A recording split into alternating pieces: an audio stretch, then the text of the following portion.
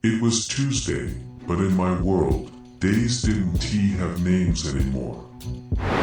There were only two states of existence, work and recovery.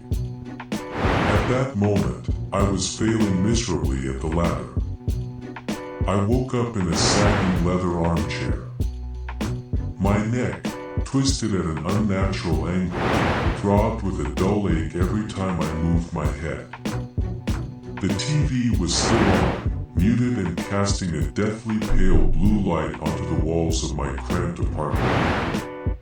The room was filled with a heavy, stagnant smell, a mix of cold, stale coffee and the sharp tang of industrial degreaser that seemed permanently etched into my pores. My eyes stung as if someone had shoved handfuls of grit under my eyelids. It had been a long day.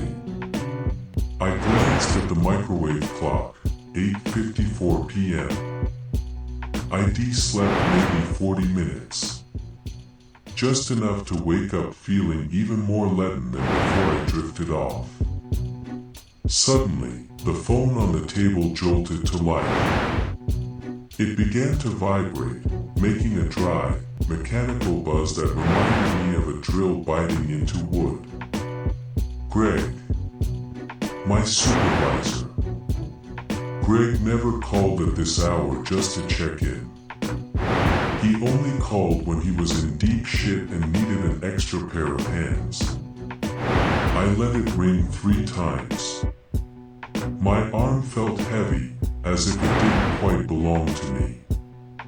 Yeah, Greg. I rasped. My voice sounded like sandpaper on concrete. Hey, you awake? Kid, it's 9 o'clock, he barked, and I could almost smell the stench of his cheap cigars through the receiver. Listen, I'm in a real bind. You know that regional distribution center off Route 4? That big concrete block behind the old coal plant. I stared blankly at the blue glow of the screen for nearly a minute. The distribution center on Route 4. 40 minutes out of town. The middle of nowhere. I was sleeping. I think I was having a weird dream. I know the place.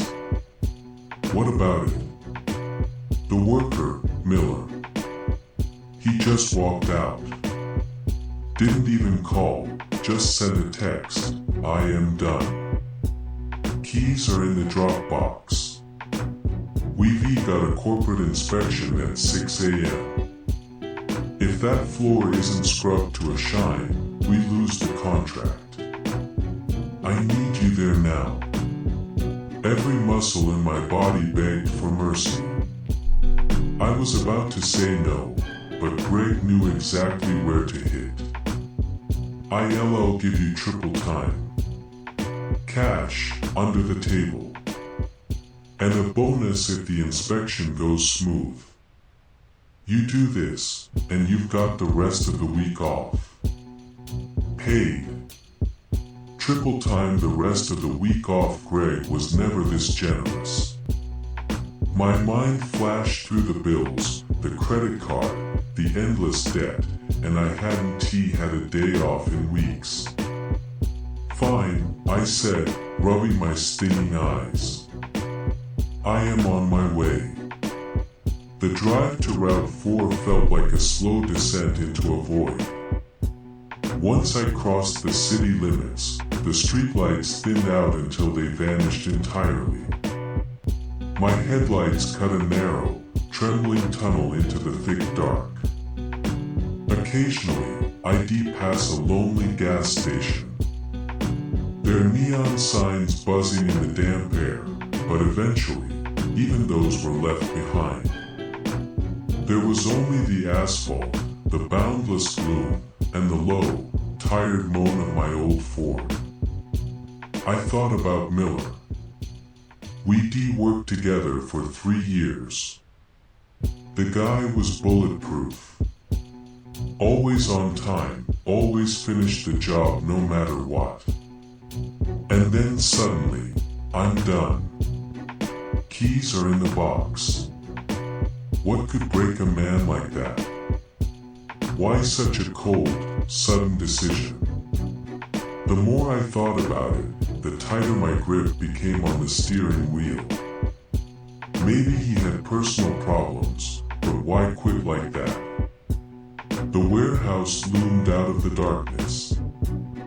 A single flickering lamp above the loading dock cast a sickly yellow light. I found the key in the box, exactly where Greg said it would be. I stepped inside and flipped the main breakers. The building groaned.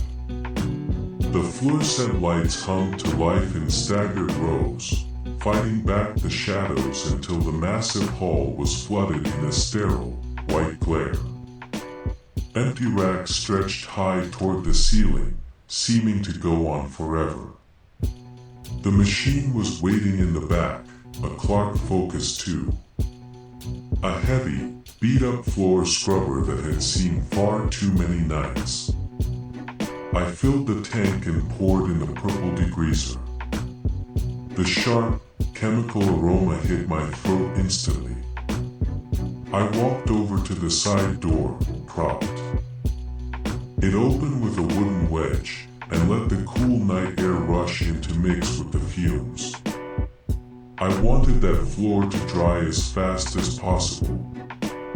I unrolled the thick, yellow extension cord, plugged it into a pillar outlet, and gripped the handles. The vibrations hit me immediately, rattling through my hands, shoulders, and neck, all the way down to my spine. The hum of the motors and the wet slurp of the squeegee vacuum filled the warehouse. The first few hours passed in a monotony. Long, straight lines. Turn. Overlap. The grind came up slowly. Old oil and rubber stains turning into a gray sludge that the machine sucked up with a rhythmic, pulsing sound.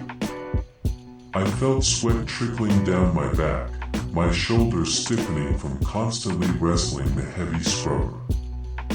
1:30 a.m. My back was giving out. I cut the engine to empty the recovery tank. In the sudden silence, the warehouse felt different. Alien. Like the walls were slowly closing in. I stared into the distance, down those dark, empty aisles between the racks. Out of the corner of my eye, I saw movement.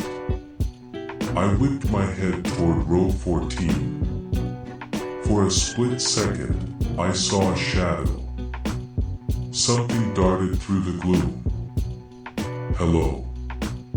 I called out, my voice echoing hollowly off the concrete. Silence. Get it together, I muttered to myself, feeling my heart accelerate. You read just exhausted. You're seeing things. I drained the water, walked back to the machine, and fired it up. Suddenly, the lights went out. The machine died in the exact same second. The darkness was so thick I could almost feel its weight on my shoulders. I stood perfectly still, listening, trying to figure out what happened. I thought about the breaker, the old wiring, the power draw. It made sense. I knelt on the wet floor, felt for the machine's power lead, and pulled the plug from the outlet just to be safe. I'll call Greg, I'm not messing with the electrical myself, I thought. I started toward the door. My eyes were adjusting slightly. I was almost at the threshold when I heard a familiar, rising whine.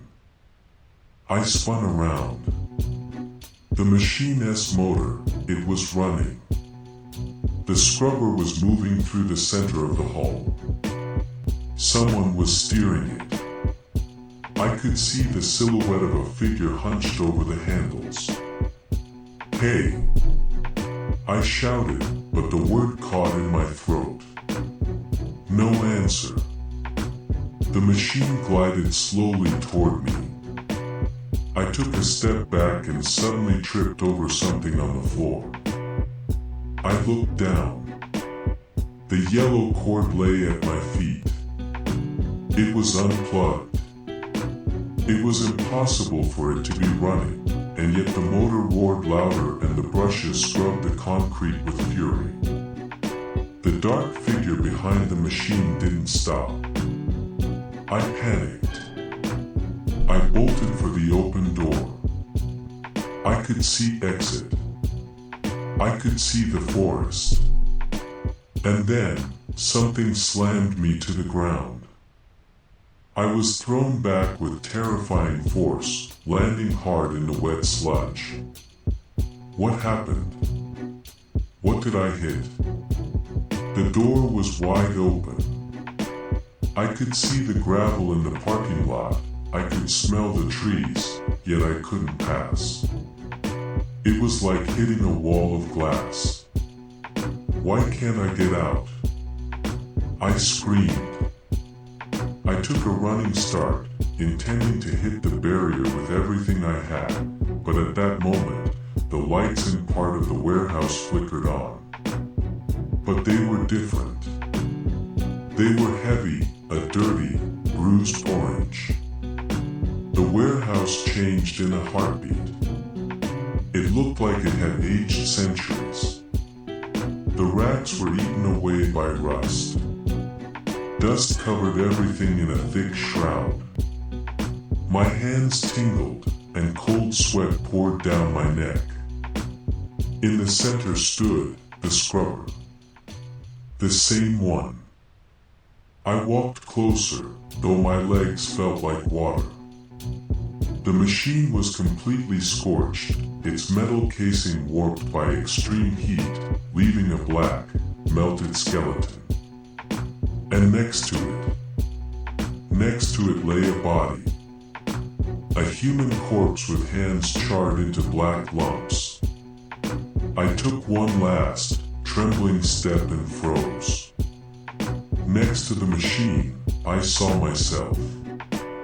The same uniform, the same boots. The FA.